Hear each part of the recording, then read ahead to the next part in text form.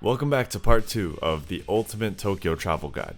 My name is Spencer. I'm a former resident of Tokyo, and I'll be here to show you the best tips and tricks to have a great vacation in Tokyo. If you haven't already watched my last video, go watch that one first and then come back to this one.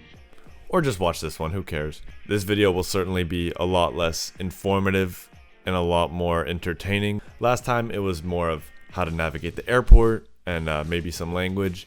And then at the end there was actually some great spots that you can go to. But this video will be a lot more about things like sightseeing, such as, observation decks, shopping, food, parks, all that good stuff. Follow my TikTok because whatever I talk about on here, I've already talked about there. So if you want to keep up with the latest Japan knowledge, just follow me there. So I've been rambling on long enough, let's just jump right into it. Firstly, we have the observation decks. If you're not afraid of heights, or maybe you are, doesn't really matter because this is for you. Whether it be day or night, you'll be able to get the best views of the city at these spots. Everything here will cost you about 2,000 to 4,000 yen depending on where you go. A few of these are actually free, but depending on where you go, I will have the prices on screen. Firstly is Tokyo Tower. Tokyo Tower is actually the most popular out of everything here. In my opinion, it's the best one, not necessarily my favorite, but I think it's the one that you will remember the most. Next, we have Tokyo Skytree. Skytree is a lot further out of the city than Tokyo Tower is, but it's also a lot higher up. Next is the Metropolitan Building. The Metropolitan Building is also in the middle of Tokyo. It's right next to Shinjuku Station, and it's something that you cannot miss. It's free, and the observation deck is amazing. Unfortunately, I was not able to go because as I went there during COVID, they were doing vaccinations there, so yeah, it's pretty unfortunate, but next time I go back, I will definitely check it out. Turns out the observation deck is closed for vaccination purposes, so looks like we're not going to get to go there. Then we move on to my favorite, which is Shibuya Sky. Shibuya Sky is right next to Shibuya Scramble Crossing, and you actually get a view of the crossing in action, and it's something surreal that you never get to see ever. It also just has views of the entire city. It's basically 360. All of these are basically 360, and it's just something that you will never forget. Like I mentioned, it's my personal favorite. Then we have the Rainbow Bridge. This is a bridge connecting the main city to Odaiba, which I talked about in the last video. Go check it out. And basically what you do is you take a monorail and you can look at either the front or the back of the train. They both have windows, and you will just get an immaculate, exquisite view of the city. It's something you don't want to miss. We then have Minato City Shiba Park, which is right under the Tokyo Tower. So this one isn't necessarily an observation deck, but it is still a great view as you do get to go and see the Tokyo Tower from very up close. It's a really surreal view, especially if you're having a picnic and you could just be chilling and then you look up and it's just Tokyo Tower. And lastly, of this category, we have Miyashita Park. Miyashita Park is it's a park on top of a shopping mall in Shibuya. And basically, it has lots of features such as beach volleyball, rock climbing. It's a great place to have a picnic. There's skateboarding there, tons of stuff. It's a very active, modern place, and they've done a really good job at blending it into the environment. You can actually see it from Shibuya Sky as well. So look out for that if you do go. Next is if you like shopping, go to Takeshita Dori or Takeshita Street. It's basically like the fashion capital of Tokyo. It's just one street or two streets that just go down for a while, and it has all the latest Tokyo fashion trends. It even has cosplay if you're into that. It has anime stuff, also some NSFW stuff. It has pretty much everything for everybody there. And then once you exit Takeshita Street, you'll be met by Harajuku, which again is also fashion capital. So there'll be stores like Uniqlo and H&M, just a bunch of stores like that. So if you want to do some shopping for clothes, Harajuku / Takeshita Dori or Takeshita Street is your place to go.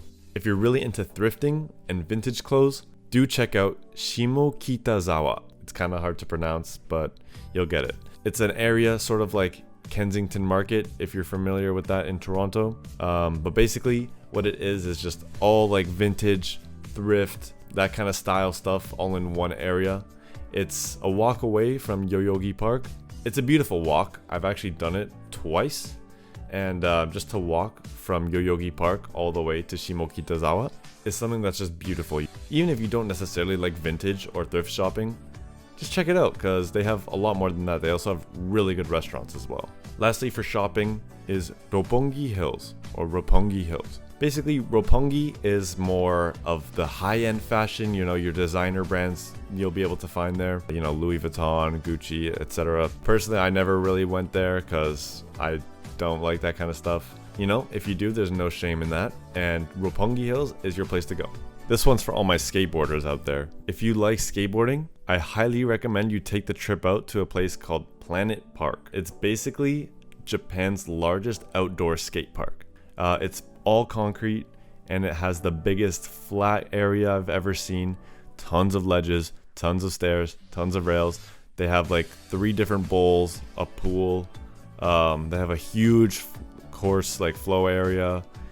It's something to behold for sure. Living close to it, I went pretty often. The people there are very chill.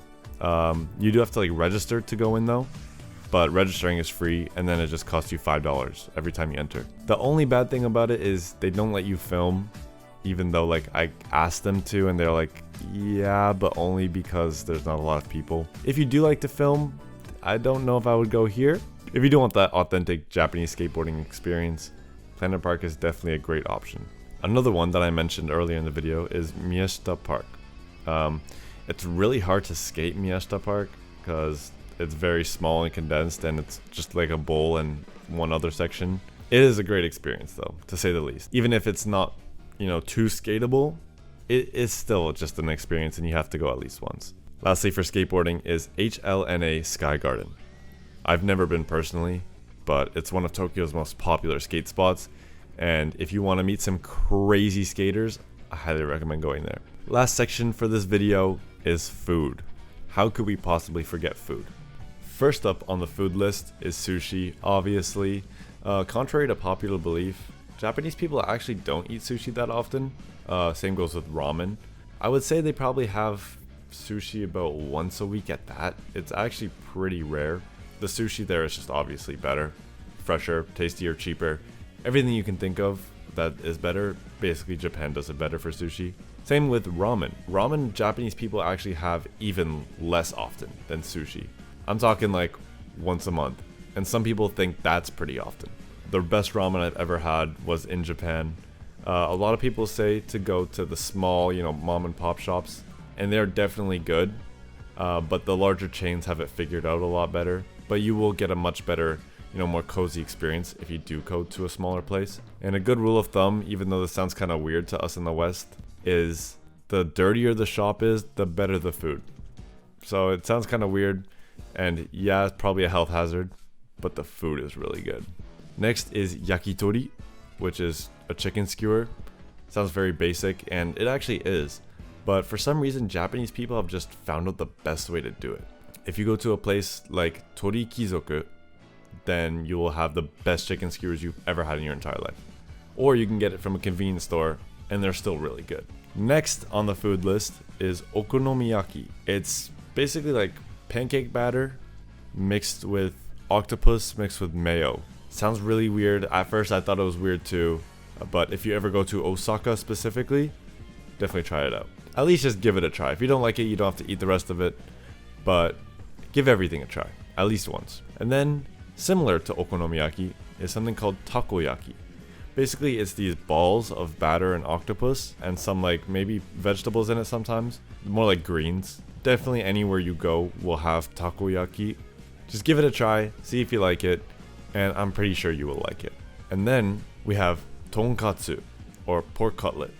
Very self-explanatory, very hard dish to mess up. Just a classic, especially if you get it on like a bed of rice or with some fresh cabbage. Doesn't really matter how you have it, but you cannot go wrong with a good tonkatsu. Second last is tsukemen. Tsukemen is like ramen's older cousin, more refined.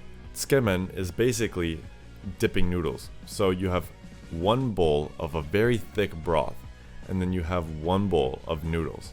And basically you take the noodles, you dip them into the broth, and then eat them like that. Personally, it's my preferred way of having ramen, I guess, technically ramen. The flavor of it is just unparalleled, and it's just a great experience, especially if you're with friends or people who don't know how to use chopsticks, which is kind of me, but it's very fun. Lastly is gyudon, which is basically beef on rice. It's a very popular dish if you're a picky eater, and you can go to a lot of places to have it. The big chains there are Yoshinoya, Matsuya, and Sukiya. You just can't go wrong. They're so cheap, so delicious, and you get so much food for one order. I think at Matsuya, you don't even have to actually verbally order. You can just order at a ticket machine. So if you're not too comfortable talking in Japanese or just kind of afraid to order, then that will be your best friend. It's actually pretty common at other places too. There's actually a ramen place in Kabukicho, which is in like Shinjuku. It's where that big Godzilla head is. And that place is a big restaurant with a ton of things to order, and you just get the ticket at the machine. It's very useful. But thank you guys so much for watching, and I'll catch you in the next video. Peace.